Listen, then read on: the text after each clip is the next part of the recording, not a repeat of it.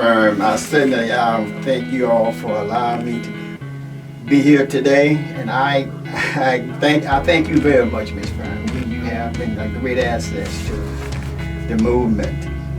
I'm about voting, and this is my life.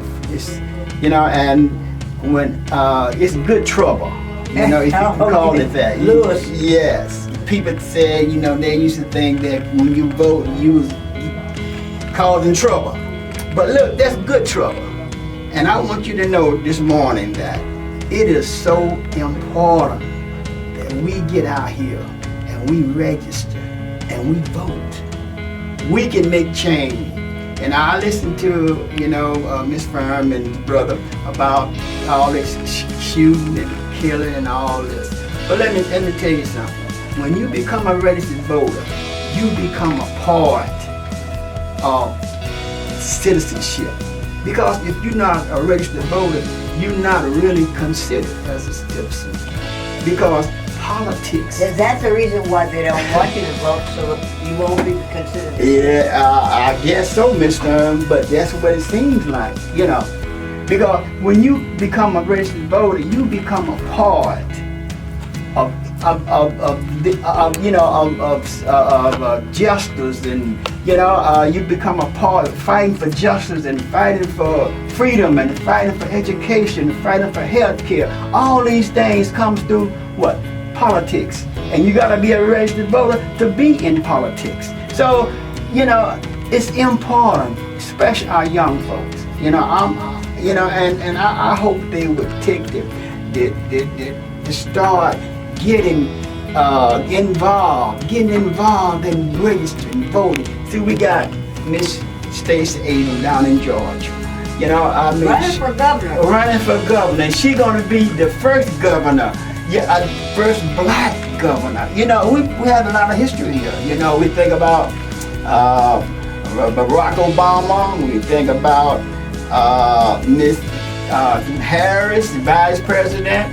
We think about our first judge, and that's history. And look, we gotta continue to make history. And the way we make history is we get out here and vote. You is the one that make that history. But you gotta get out here and vote. You gotta get out here at first and register.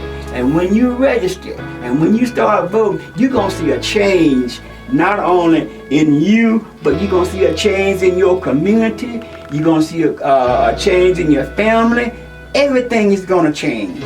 And Miss Fern was talking about the Gertrude's Garden. And Kevin Brown. Let me tell you, he's doing a great work with Gertrude's Garden. I'm excited about it because I see those young folks come over there and they really has a good time. They enjoy themselves, and they in peace, and that means something when you can show them how to grow vegetables and fruits. We had one child, I drove over there one time. Yes. Kevin said, go show Miss Fern your berries that you grew. Yes. And she had picked them. And I said, who put this in? Oh, wow. We had really something good to eat.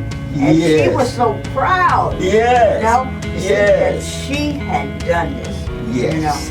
And prior to that, all she knew is if you want some food, you go to what? Gertrude's Garden. Gertrude's Garden. No, before that, you would go to the store. To the store. Yes. That's where you get your food. Yes. Because they never had seen anybody plant anything. Yes. Had no idea that's how you got your food. That's true. It's so true, Miss Brown. So it's an educational thing as well as they are learning. They're learning, coming together. And seeing it's another way of life other than shooting and killing and all this. Drugs and all this. It's another way. And this is the way.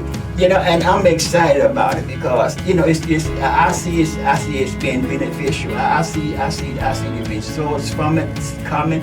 And I've been out here a long time, Miss Fern. I've been marching in Washington and marching everywhere. Anywhere that we needed to be marching, we would march. But we kind of got away from marching, but it's power in marching, and this is why I know that our young folks, they are not really understanding how we got where we are.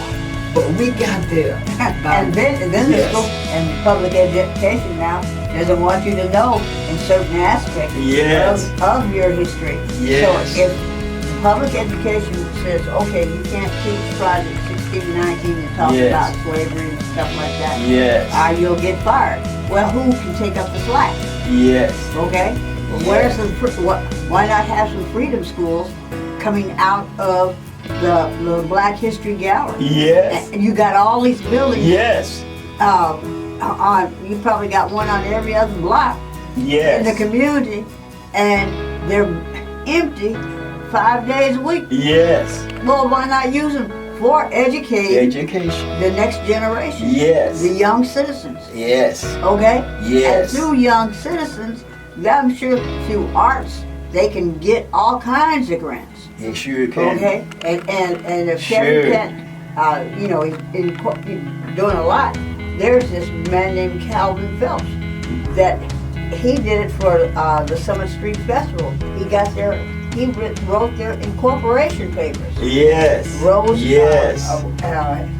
shared with him, and that's the papers done, and now they're incorporated. Okay, where they can put in for artistic grants, because see, that was a part of the Chitlin Circuit. Hey, that's awesome. Right down here on Summit Street was the beginning of the Chitlin Circuit that took you all the way to Chicago through the Great Migration and everything. That happened as a result of the Civil War. Yes. Okay? And then they had all these musicians that were down, B.B. King and different ones. They came down on Summit Street, and you know what? In Berlin, and now you have an exposition over on Main Street of the Berglund Heights. Yes. And Ann Bird coordinated that. Yes. You know? And I'm thinking, wow, what rich history. But you can't teach it in public education. Yes. So you're going to have an alternative. That's it, Miss Fern. We gotta do what we gotta do, Miss Fern. I mean, it's just that simple. We gotta do what we have to do. And you know, and as Martin Luther King and I can't Malcolm said, by any means necessary. Now check this out. There was a man that usually comes on Wednesday, and he couldn't come. He had to go to the dentist. Yes. And he said, Fern, we need another Martin Luther King. Yes. And all of a sudden, old Fern and her creativity, why not get him reincarnated? As to a play. Yes. And so I was telling Maybe Carol about it, and she says, well, I want to be in it, and I want to be Fannie Lou Hamer.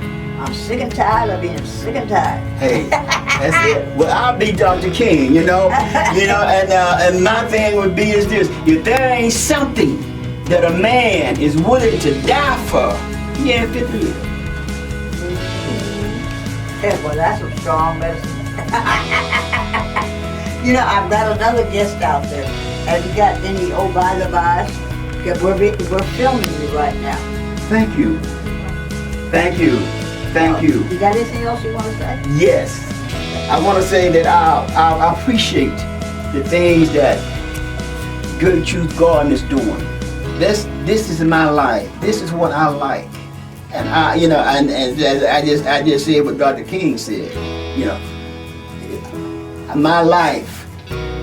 I want to give. I want these young children, people to have life, and I believe in what Good Truth Garden is doing. They will have life. Mm-hmm. That's my promise. That's what I believe. I believe that from my heart. And they'll have it more abundantly. Have more abundantly. Okay. Would you tell that young lady out there by Glenda to tell her to come?